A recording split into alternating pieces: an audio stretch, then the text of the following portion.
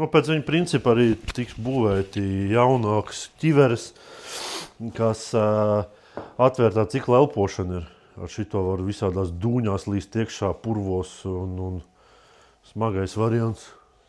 Ko tas nozīmē? Tas nozīmē, ka tev vienkārši tur tiek padots gaiss, tur gaisa burbulis ir iekšā. Pa nabas saiti padodās gaiss un visu laiku tu dzirdi, kā tev gaiss nāk iekšā ķiverē un tu viņu elpo tā kā burbuli un ar galvu šāv šito tev ārstuli, iekšā tur ir klapans, tu viņu tikai nolaid lieko gaisu nost. Aha. Tad, kad spiediens pa lielu veidojas. Jā, kad lielāks spiediens, vai tev jūt, ka tu sāk piepacelt virs grunts augšā. Un šeit jau ir pasaules standarta ķivere, tā ir Kirby Morgan ķivere.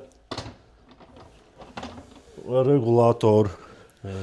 Ļoti laba mantiņa.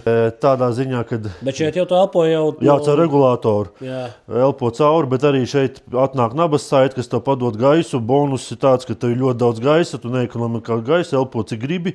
Jā. Tev ir rezerve uz muguras, tev ir labi sakari, tev ir laba lampa uz galvas. Videokamera, protams, lai tev redz augšā visu, ko tu tur dari.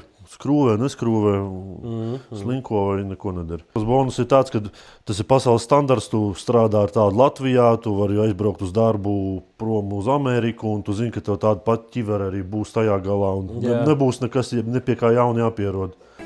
Ralf Haus atbrauc